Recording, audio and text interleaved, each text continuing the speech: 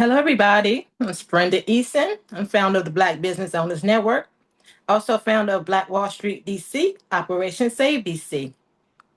Today, I'm honored to interview Christian author Pamela Nance Johnson. Pamela is the recipient of this complimentary interview because she generously donated her book to Black Wall Street DC, Operation Save DC. Her book is You're Not Too Busy, It's God's Time Anyway. We truly appreciate the gifts that we give and the people who give back to Black Wall Street, DC, Operation Save DC. Pamela Nance Johnson, again, is a Christian author, devotional writer, and creative. She enjoys sharing the gospel through devotionals, journaling, coloring books, and music ministry. She has also been a co contributor to several anthologies before releasing her solo work. Pamela, welcome, and thank you so much for being here today. Thank you for the opportunity. I really Absolutely. appreciate it. hmm Absolutely. All right, let's go all the way back. Can you tell us a little bit about your upbringing and how faith was introduced in your life growing up? My upbringing, excuse me, I have my mother. My mother passed away when I was 16, but my dad was in the military. So we traveled a lot. And when my dad got out of the military, we settled in Gary, Indiana. That's where his family and my mother's family had migrated from the South. So both of my sets of grandparents came from maternal from Mississippi and paternal from Tennessee. So my father's mother was the one who basically drove the religious side of the family, if you will. She was the one where if you visited Granny over the weekend, you just knew that you needed to be ready for church on Sunday. It's so funny Mhm. that behind her house was a shopping center and there was a skating rink there. So I would always go over, and my dad had six sisters, and my mother had seven brothers. So my one brother would generally go over to my maternal grandmother's, and I would go the other direction. But I learned, like I said very early on, yes, you can go over to that skate rink for a little while, but on Sunday morning, you can be ready for church. I remember my mother and my grandmother going to like midnight musicals and conferences and revivals and things like that. So that's where my faith journey pretty much started. I also went to Christian school for a couple of years. And what I remember vividly is that one of my teachers, English teacher, I always like English class because, of course, that's where reading and writing was. But maybe in about fifth or sixth grade, she told us that um, God or Jesus would not return until everybody at all ends of the world had a chance to hear about salvation. That he didn't want anybody to be lost and he wouldn't return until the word was spread everywhere. So, you hear about foreign missions and home missions. Well, that's when I got to make the connection that everybody's got to hear because he doesn't want anybody to be lost. You don't want to be able to say you didn't have a chance to get saved. And the one other, I would say, turning point would be when I was in college out in Arizona, of all places. I met a young man who was on the football team, and he took me to a Fellowship of Christian Athletes meeting. I wasn't an athlete, didn't really know what it was about, but we became really good friends. And that was one of the places that he took me, and it let me see outside of the traditional church. Um, and it let me see people of a diverse backgrounds all worshiping while I was in college. Excellent, excellent. Can you share your journey as a Christian author and what led you to begin writing devotionals? Yes, I always would write journals throughout my life as a youngster. The term we used to use was diaries. As we got a little older, journal might have been introduced. So I started journaling, and I have lots of them. Some things I just was very diligent, and some years I wasn't. But it was very interesting to me when I would go back and look and see some of the things I had written, some of the things I had just, having a conversation with God. And okay, yes, this is an answered prayer. And I really didn't um, think of it the way that people think now of vision boards or prayer boards or things like that. But I was writing and communicating, my thoughts, but then communicating with God. Um, so I started to think that yes, I would like to write something, but I needed to be intentional about what to write and where I was going to get this information. So I'm a researcher. I will do some fact checking. I will look, vet someone and see where things are. But I started to look for some type of writing conference. And I won't say I happened upon because I definitely believe that it was divine. I discovered the Christian Book Lovers Retreat in Charlotte, North Carolina, about 2017 or 18. When I looked up the information, I didn't quite understand at first the retreat was for um, readers, but the Christian authors there, this was their way of saying, "We see you, readers. We appreciate you. Um, you could sit in a workshop. You could have lunch with, at a table with a prominent author, Christian author." Most of them were nonfiction, but um, I don't consider myself quite a storyteller, but I think I'm getting there or learning some of the fiction techniques. But when I made it to the Christian Book Lovers Retreat, I was so encouraged to move forward with what I would like to do that at least one author in particular, I had how you're at a conference and you just kind of sitting at a table, chit-chatting with people. I didn't know that the lady I was speaking to was going to be a workshop leader until I ended up in her workshop.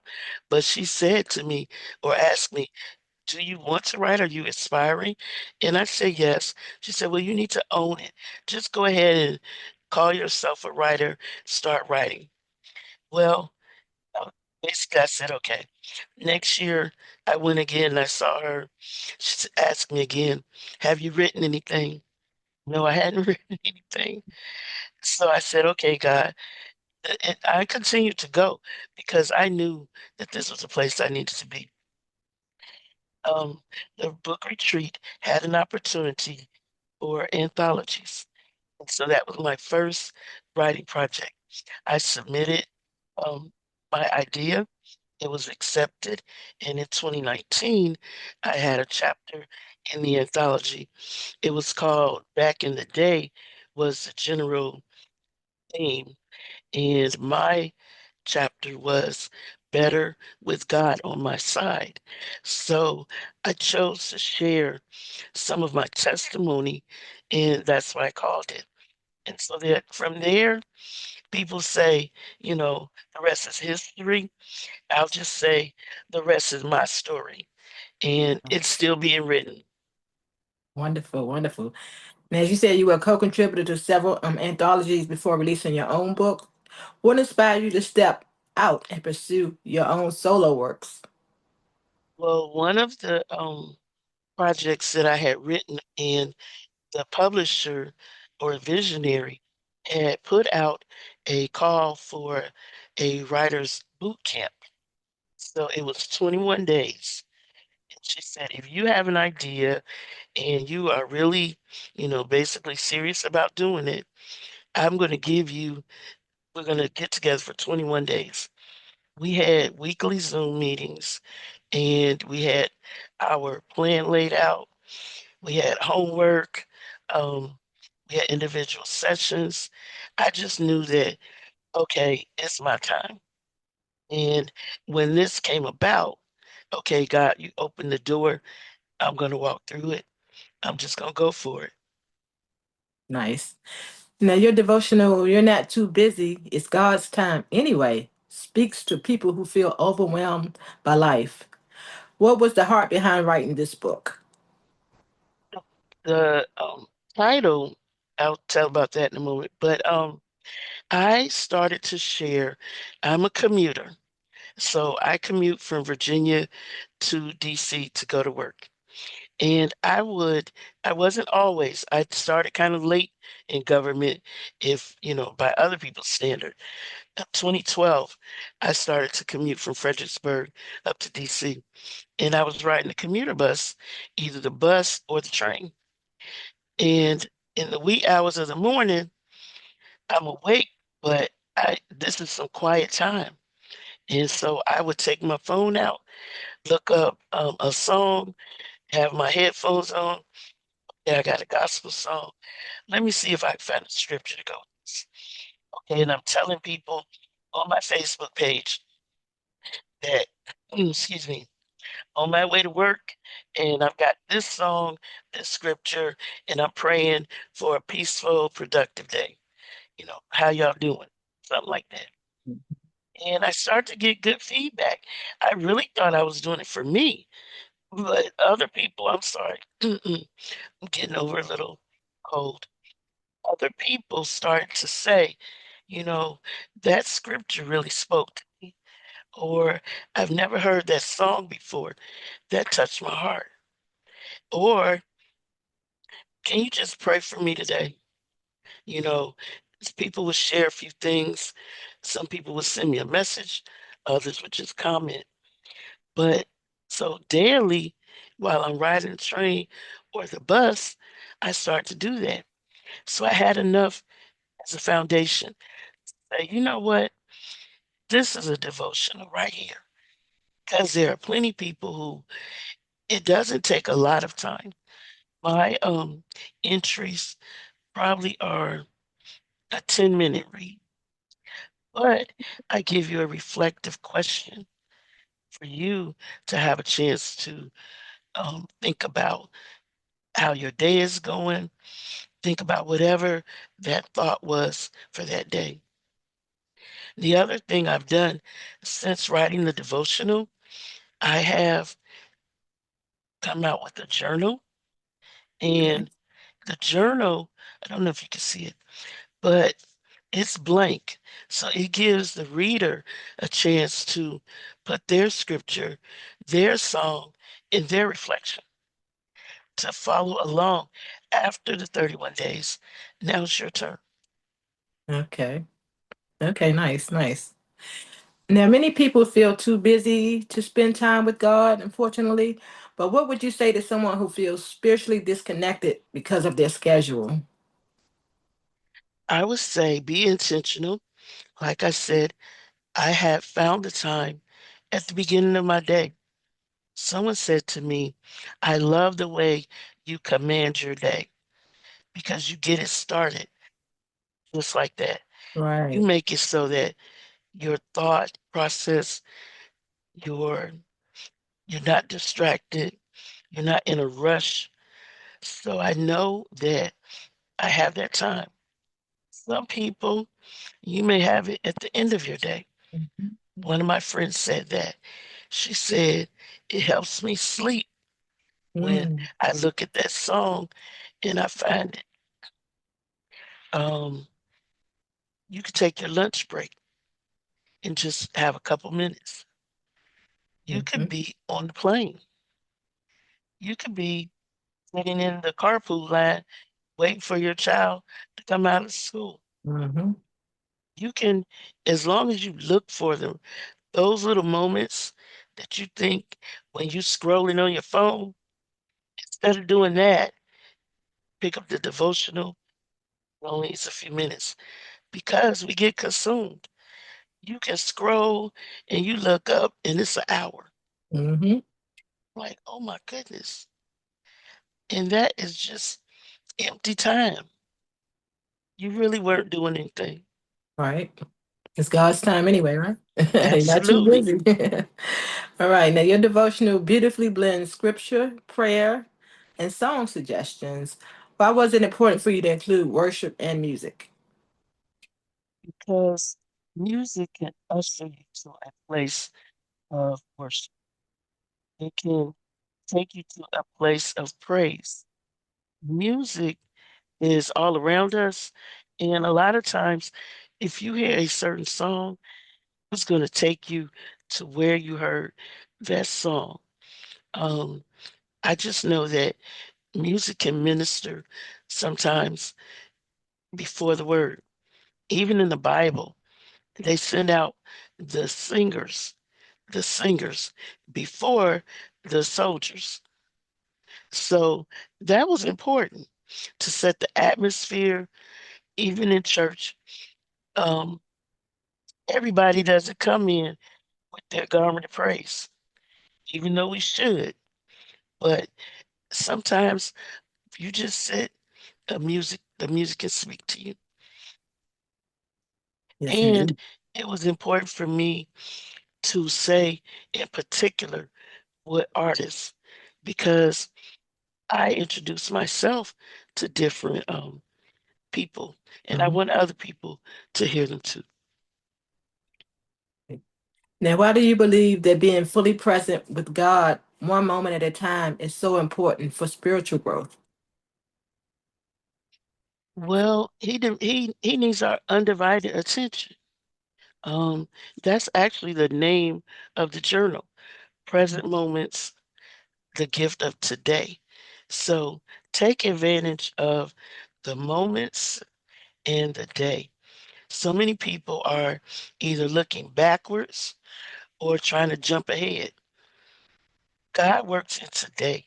He already knows what the plan is, but we need to make sure we stay in step or in line. And sometimes we try to help God out. We don't need to move ahead. Um, there are many examples of that in the Bible. Most of the one we think about is when Sarah tried to help God out, her and Abraham. You know, he didn't need your help. He just needed you to wait. Like, I got this. I don't know Mm-hmm. what y'all doing. And what you did, that isn't even where the promise is going to go because I gave you the word. Hmm. Absolutely. You've also created faith-based coloring books. What are the names of some of them, and why do you believe creativity and coloring are powerful tools for faith and reflection? Well, the first one accompanies the devotional, and it has the face of the book, but inside it are pictures like one that says Proverbs 3, 5, and 6. So there's a heart, and there's God, and there's trust. So when you look at that, you will see, looks very simple, but when you coloring relaxes you, it can focus you, it can allow you to be creative, it can just give you some time to focus. And coloring is now, it's like a thing, if you will. There are people who now are saying that, okay, it reduces stress, it Yes. can help with dexterity, it can just be soothing um, for even adults and children. When you have a child that is so maybe fidgety, but if you give them a simple picture, some crayons, you can see them just calm down. And I also think that it is intergenerational because one of the books says family time. And so there are pictures that would encourage um, an older person and a younger person. And one of the first ones had I'm sorry, relax and play. Okay. So I use pictures like a spinning top or hopscotch or jacks, things where I remember, but Yes. then it can encourage conversation as a child. Mm-hmm. Mm-hmm. And your books are great for individuals, families, and even ministry settings. How do you hope that people will use your works? I really hope that people will use it to enhance their study. I'm not trying to take the place of someone's Bible study, but I want to give you some more tools in your toolbox. I hope that someone who maybe hasn't read the Bible in its proper form will be encouraged to do so. If they read a few scriptures, and then that may pique your interest to study even more. Because I've chosen stories out of my personal journey and made it relatable.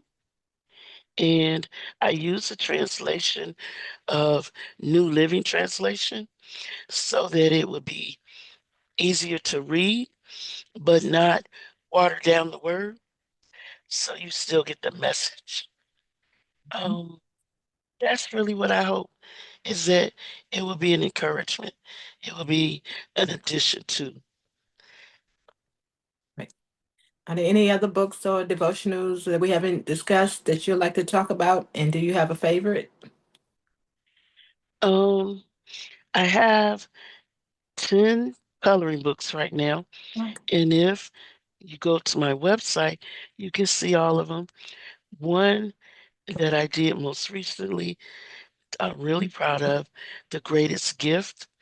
I did that one during Christmas time, but it's not just Christmas because it tells the story of Jesus' birth to resurrection.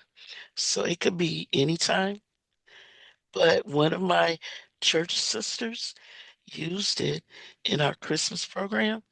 She colored a few of the pictures and she said a few of the scriptures. It showed the pictures Nice. during Christmas. I Okay. do have a, I'm working on Black history and basically I'm working on Black history right now. Okay. Yeah. Right. And do you have a favorite or do you love all of them? Um, I don't have a favorite. Okay. I love all of them. Good, good, good. Yeah. Now you have a lot of books now. What encouragement would you give to aspiring authors who feel called to write but haven't stepped out to get started yet? Um, just as the author told me, you've really got to just start writing. Um, whether it's on paper, whether it's on a computer, whatever concept you have to just start doing it.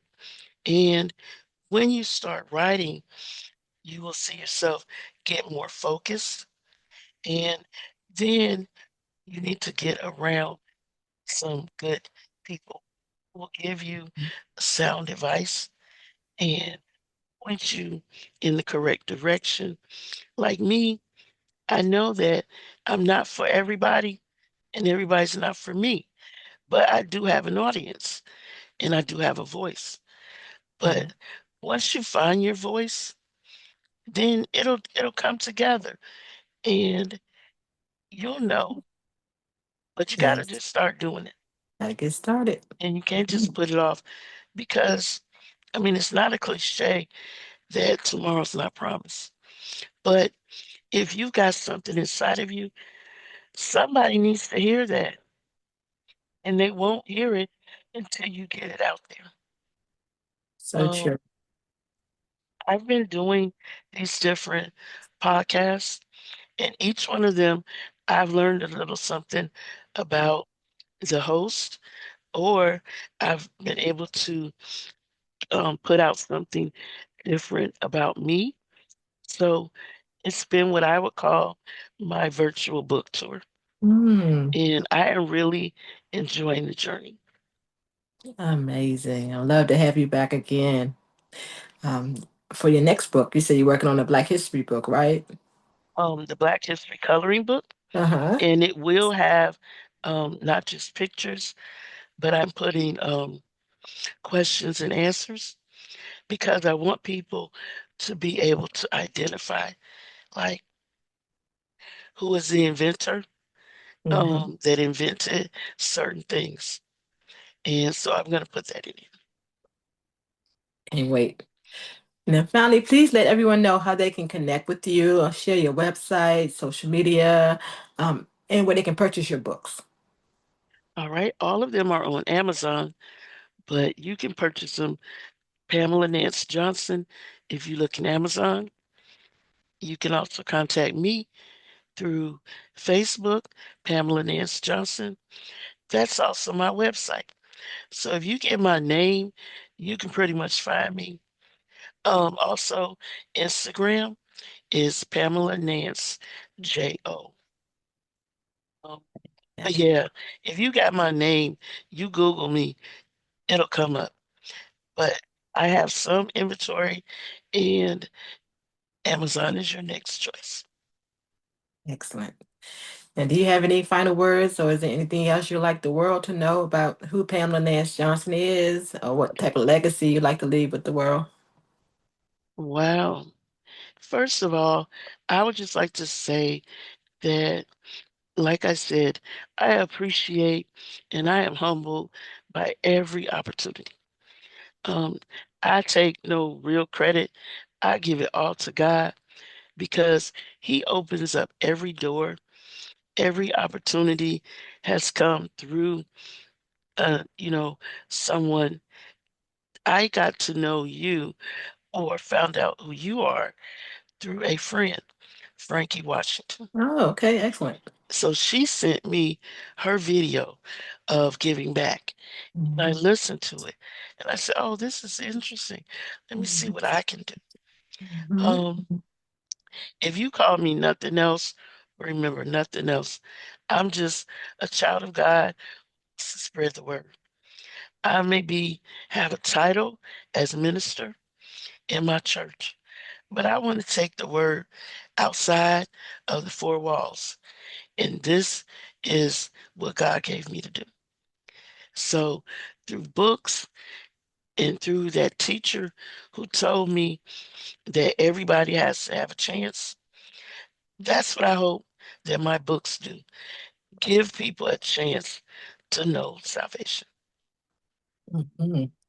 Excellent. This has been another powerful conversation centered on purpose, impact, and empowerment. And I really appreciate you joining us today. It was wonderful getting to know you. And make sure you learn more about Pamela Nance Johnson on social media, her website, and also go to Amazon and get her books. Now, she mentioned she donated a book to Black Wall Street, DC, Operation Save DC. I'd like to take a few minutes to let you know what that Black Wall Street is all about. It is a movement dedicated to economic empowerment, community collaboration, business visibility, and collective growth. We connect entrepreneurs, creatives, nonprofits, and leaders with opportunities, exposure, education, and support. Now, membership in Black Wall Street DC includes business promotion and visibility, networking opportunities, interviews like the one we're having today, and other media exposure, and many community advocacy initiatives. To become a member, simply visit our platform or connect with us directly. You can join by going to my partner, Dr. Rhonda Hamilton, who's going to be the next mayor of Washington, D.C.